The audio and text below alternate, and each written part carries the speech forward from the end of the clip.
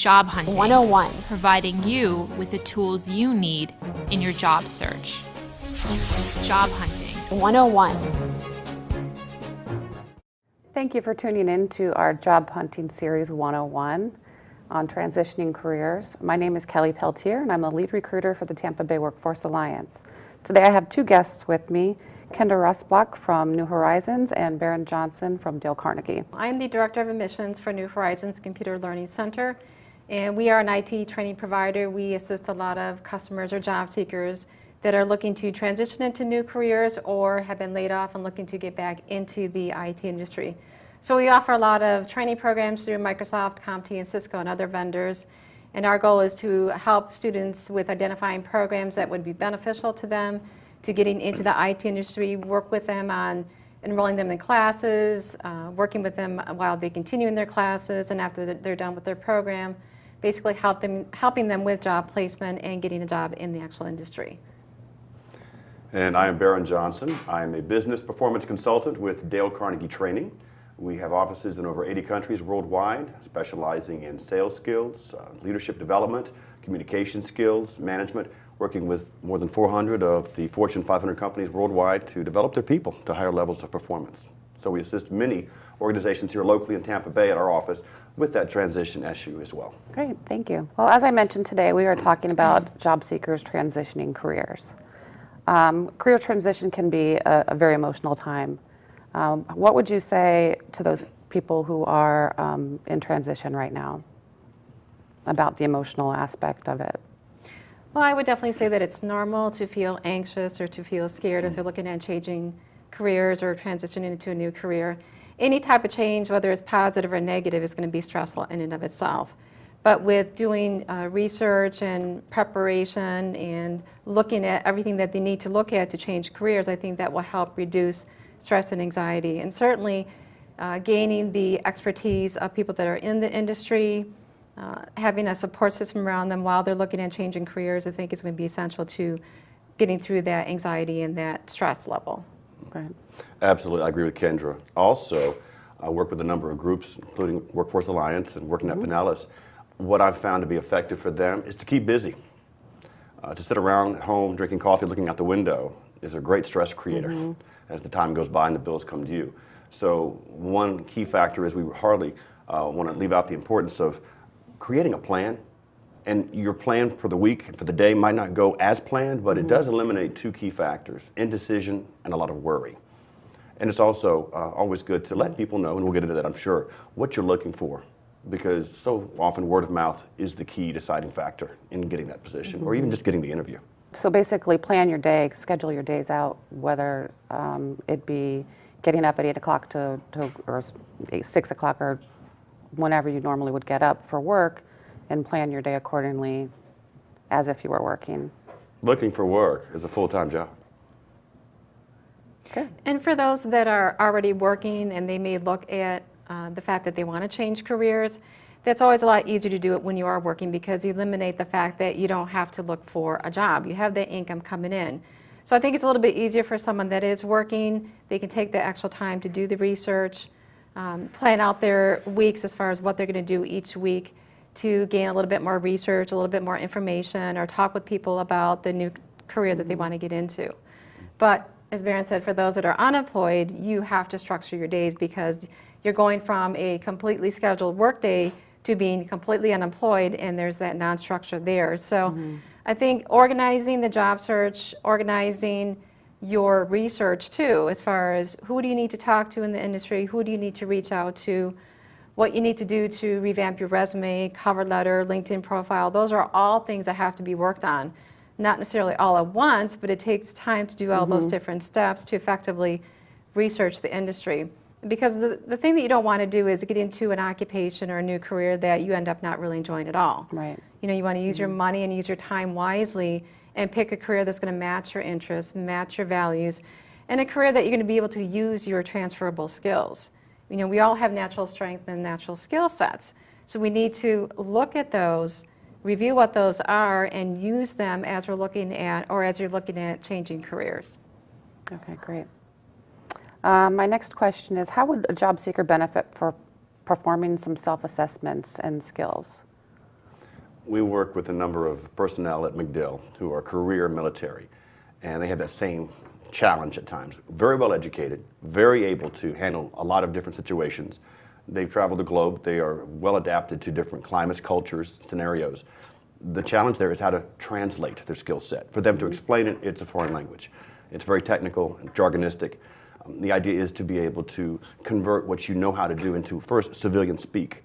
And from there, which you probably, maybe you agree with Kendra, is it's so important to be able to make sure that your abilities are expressed in the right language for the specific industry you're going into. Because if you don't have direct experience in that field, they do want to understand what you have done that is relatable, that can connect the dots to where they could see an easy transfer of what you've already proven you can do to a new arena of skills that you can easily adapt to quickly. Okay. So it's really, as you mentioned, narrowing down where you want to go so you can then hone your own abilities to the verbiage that they're looking for that they can readily understand, because they're not looking to translate a resume. Right, It's got to right. be in their language. So they need to be looking for something that they can transfer their skills, their current skills to, if they're looking for something in another industry or. Ideally, because I think it's difficult if you're looking to change careers and you have to learn a whole new set of skills. But that's why those transferable skills are necessary. And certainly, as Maren said, pick in an industry, one industry that you want to get into. I mean, for example, you might have been a manager in a corporate environment and now you want to work for a nonprofit organization. So you're using all those skill sets as a manager, but you're working in a totally different work environment with a different work culture, and that's fine. I think it's a little bit easier transition to do that. Doing the research on the industry, like I said before, is very critical, and there's a lot of great resources out there. Certainly signing up for newsletters, industry-related newsletters, there's lots of blogs out there. We have an information highway, the internet, at our disposal, and I think people need to leverage that. Certainly talking to your family and friends, telling everybody what career you want to get into, because you never know, a family member or a friend or a previous coworker or supervisor could refer you to someone that's in the industry, and you can pick that person's brain. Informational interviews is a great tool. Not a lot of people know about them. They consider, well, interview is for a job. Not necessarily. Informational interviews are not for the purpose of finding out about a job or asking for a job. Its purpose is to find out about a particular industry or a job role. And what better person can tell you about that than someone that's working in the industry, whether it be the HR person or it could be a manager of that department.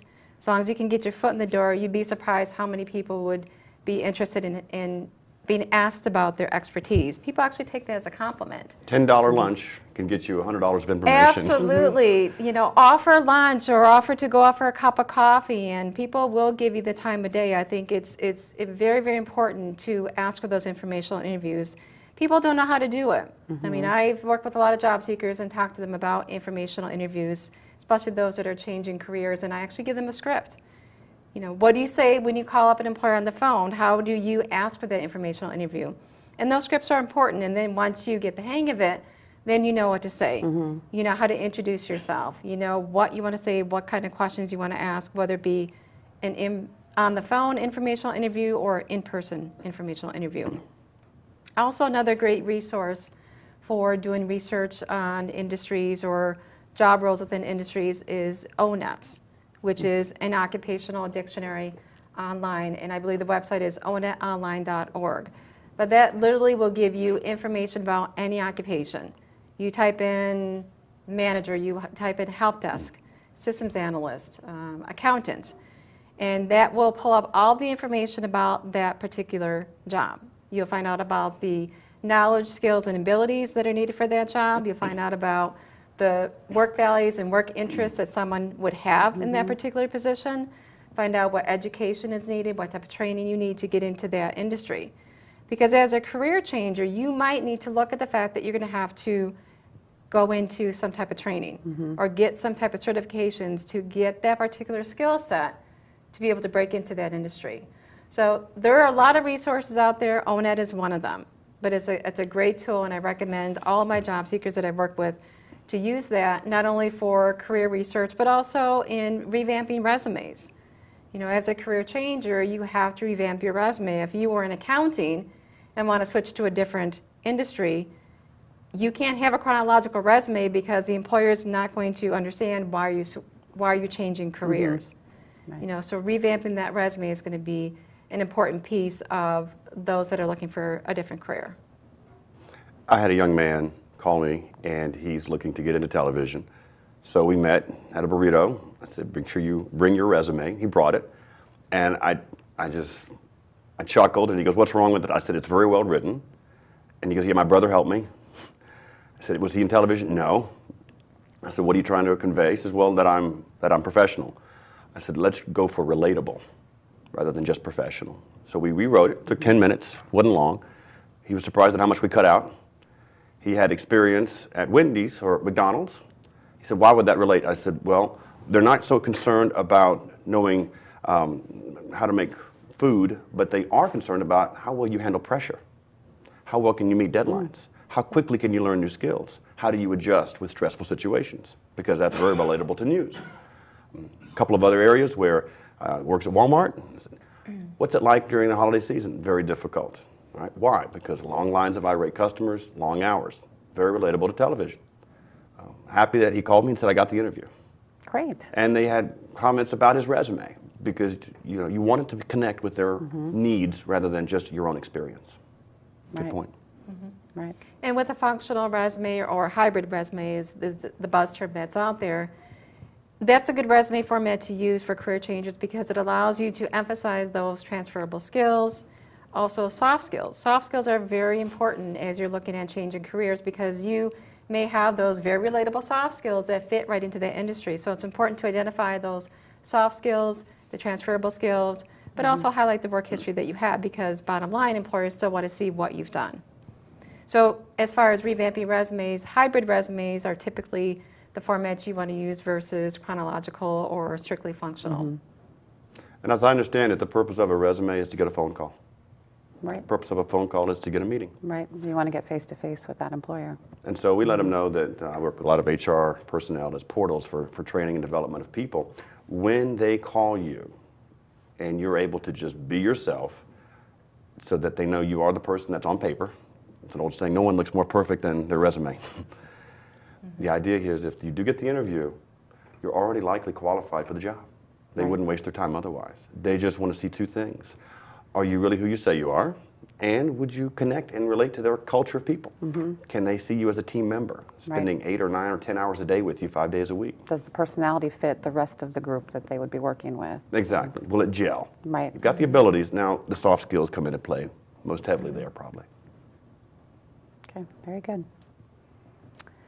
Obviously, LinkedIn is a great tool for networking. What would you say to people who are in transition now, how they should change their page? One of the things that I would suggest, hopefully job seekers have LinkedIn profiles because it's almost essential nowadays that is the social networking site that a lot of employers look on as they're trying to recruit for job seekers, as they're trying to look for who to bring in for interviews. If you don't have a LinkedIn profile, that's really considered a negative against you. So first of all, I strongly recommend for job seekers that don't have LinkedIn profiles, create one. And there are tools online to help you create one. There's staff at various workforce offices that can help you or provide you information on how to do that. And if you already have a profile and you're looking at changing careers, that summary statement or the branding statement underneath your name is very, very critical. That summary where you can have a paragraph of information will allow you to indicate why are you looking to change careers, what can you bring to the table. And as an employer sees the work history, they may look at the summary statement and then understand this person is changing careers. They have a passion for that career because of A, B, and C reason. And it's important to put that in there so people can understand why is this person after 10, 15, 20 years looking at a totally different industry. And I think it's important to highlight again those skills. On LinkedIn, you can have various skill sets listed in your profile. People can actually endorse you for those skill sets. Don't know if that's as critical as making sure that you highlight those skills that are going to relate to that particular industry. Okay. Knowing the jargon of that industry is very important. I think Baron mentioned that before. In order to walk the walk in this new career, you have to first learn how to talk. So you need to know the industry-related terminology, the jargon, and the only way you're going to be doing that is through your research and talking to people. And on LinkedIn, they have various groups that you can join that are industry related to that new career that you're looking into. Great way to find out about what trends are going on in the industry. Great way to find out about companies or people that are in that industry. Use them as the resources. You can even ask questions in these groups that you can join. Let people know that you're looking for a job in that industry and ask for advice. How do I break into it? You know, what do I need to be able to get a job in this industry? So LinkedIn can be used for a career changer, but you have to know how to leverage it. Definitely following companies. You know, if you follow certain companies in your industry, again, you're going to see what trends are going on. You're going to be able to identify people that you might want to connect with that can assist you with transitioning into this new career. And those are just a few things. That's some good points. I would also mention, if you have a Facebook page as well, make sure that there's nothing that would contrast or contradict on that Facebook page what you've already tried to put on LinkedIn, because they're going to check it out. Yeah, most definitely. And I think they want to make sure that their profiles are at 100%, because employers are searching for candidates on LinkedIn. So I think the more buzzwords that they use on their profiles, the more exposure they would get. Would you agree? Absolutely. And there are certain things that you need to do to be able to be 100% complete. You know, definitely a picture is necessary. I don't mean a picture of you in a tuxedo. I don't mean a picture of you and your family. This is strictly a professional website. So basically a headshot or a little bit, you know, from here on up might be okay, but it's necessary to create the profile being 100%. Having the skill sets, having at least 3 different jobs, having recommendations. I believe the requirement is you need to have at least 3 different recommendations on your profile in order for your profile to be 100% complete. So if you don't have those things, work on getting all those pieces together so that you can have that all-star or 100% complete profile. And that way, when employers are doing searches for candidates to fill their needs or their openings, you're going to come up on the top of the list, and that's what you want. Great. Did you have anything to add? Just to make sure those recommendations are genuine. Yeah, that they were checked definitely. out, that they actually know you. And the good thing about the recommendations is they're not automatically put on your profile. You have an opportunity once you request a recommendation from someone that knows of your experience, can speak of your work ethic, your work attitude, your work qualities. They will write the recommendation, send it to you, then you have an opportunity to approve it or ask for edits or changes. So if there's any mistakes, any grammar errors especially, or if the person didn't quite say what you wanted them to say, you know, certainly you have an opportunity to recommend those changes before that recommendation is put on your profile. Very good. This would be a good question for you, Kendra. How does technology play a role for mid-career changers? Yes, it plays a very big role, I think a lot of them are important role. finding now that their computer skills aren't up to par. Exactly. Technology isn't going away. Technology is everywhere. Any industry, any company you're going to be working for uses technology to some degree or another. Now, we're not talking about being a technical support analyst and working behind the scenes. We're talking about, as an end user, just knowing how to use basic office applications, such as Word, Excel, Outlook, PowerPoint. A lot of companies use Word and Excel and Outlook. So having that knowledge and being able to use those products not only will help you be able to get that job, but help you be more efficient and more productive on the job. So I encourage job seekers that don't have those office application skills, research, you know, different training providers that can offer that, because that's going to be crucial and essential. And there is a stigma, and I hate to say this, but some employers believe that the older workers or more experienced workers are not technologically savvy. So if you don't have those skills, but you know you need to get those skills, you enroll in training, you've had recent training, show that on your resume. Put that at the top of your resume, because it will definitely be considered a strength or a positive thing in the eyes of an employer that's looking at your resume. Absolutely. If you don't have the training, it's easily and readily available. And if you are committed to that specific career, which is so important that you really do match yourself up with what you want to do, to have that passion, once you have that goal, the rest is just a matter of time. Okay, good. What would you say goes into the entire process? What should a job seeker do in advance when they have perhaps a list of companies they would like to work for, or a certain title or position that they're interested in? Well, first of all, as far as picking an industry, you definitely want to pick an industry that has growth potential. You know, that is going to be growing in the next 5 to 10 years, that has job openings. Look at the wage potential. Again, there's different resources online. Employ Florida is one website where you can do your labor market research. You know, talk to staff at different workforce offices if you're not sure, but what occupation is growing, what's going to be in demand that's going to have openings, so once I complete my training, I'll be assured that I can be confident that I'll have a job, you know, if I do my due diligence in my part. Certainly allowing yourself enough time, because this is a very competitive market. And it takes time to do your research, to skill up, to get the training that you may need to do, to revamp your resume, cover letters. I mean, every time you apply for a job, it needs to be targeted. It needs to be a targeted resume related to that particular employer and that particular job. So one piece of advice I'd give to job seekers is give yourself time to do that, to make that transition into that career. But also the networking piece of it is essential.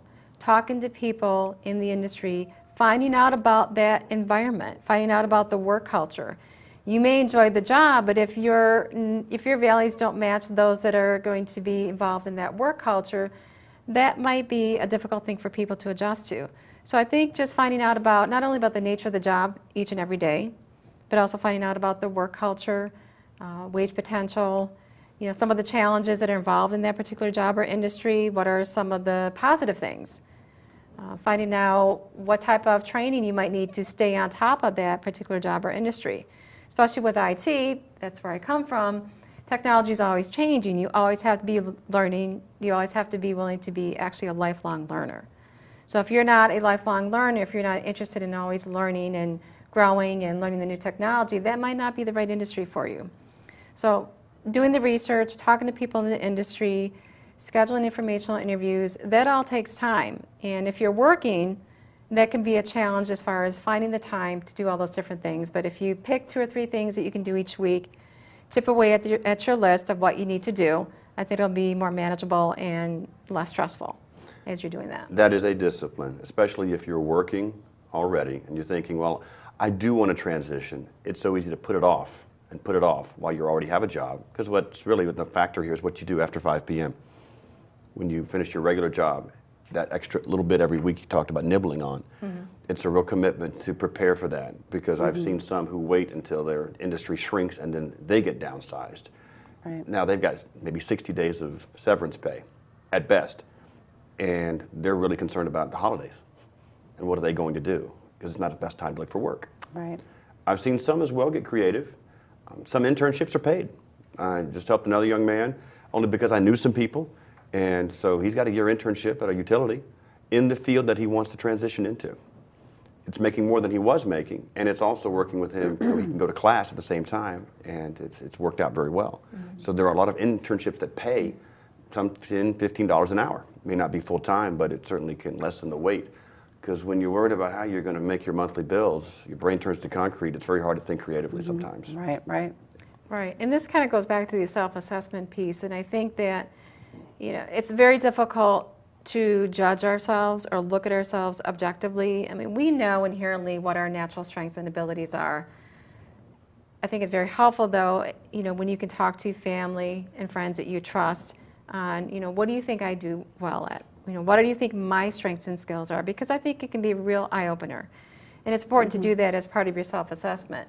You know, sometimes we tend to be very hard on ourselves, and we don't recognize always all those skills and abilities that we do have.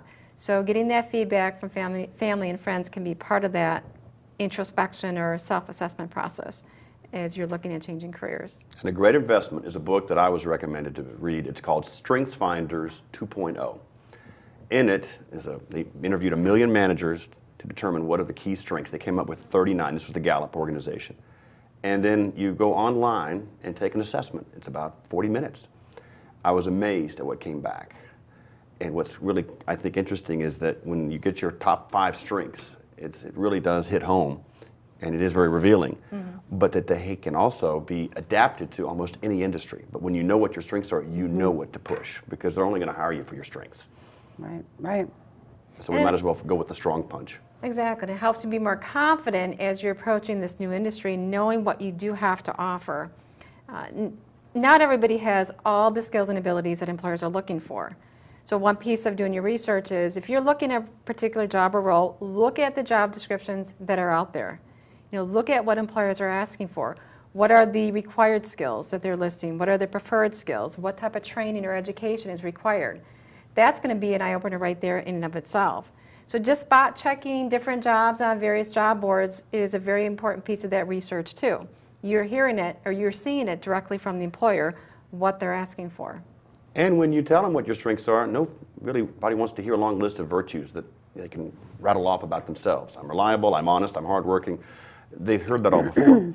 What we really encourage our clients to do is to give examples.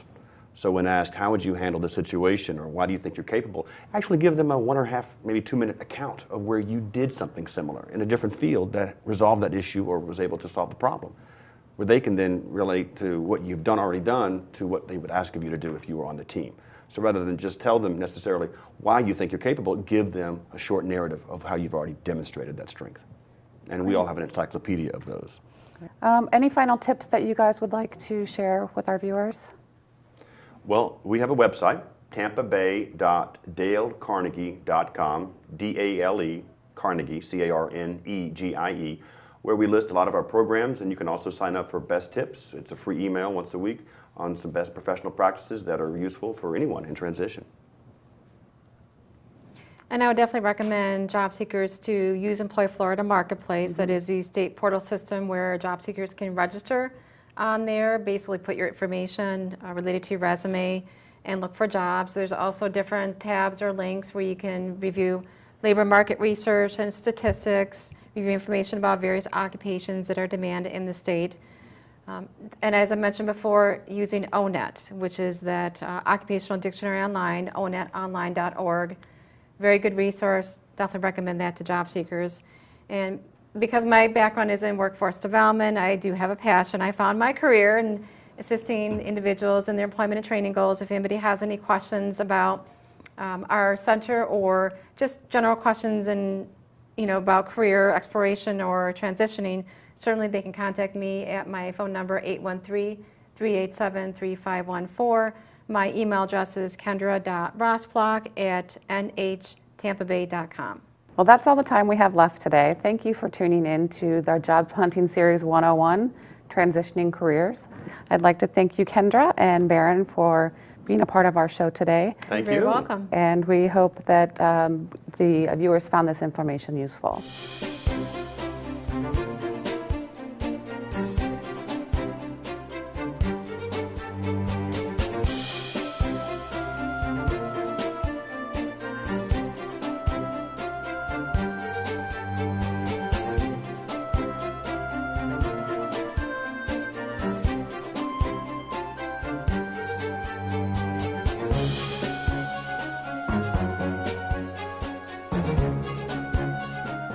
The Tampa Bay Workforce Alliance and WorkNet Pinellas offer workforce solutions designed to improve your business. I've really valued my relationship with WorkNet Pinellas and have been instrumental in keeping us informed with new educational trends. We've really seen our employees grow in their own personal development. It has not only exceeded Power Design's expectations, but our employees' expectations as well. To learn more about our no-cost programs and services, visit workforcetampa.com or worknetpinellas.org.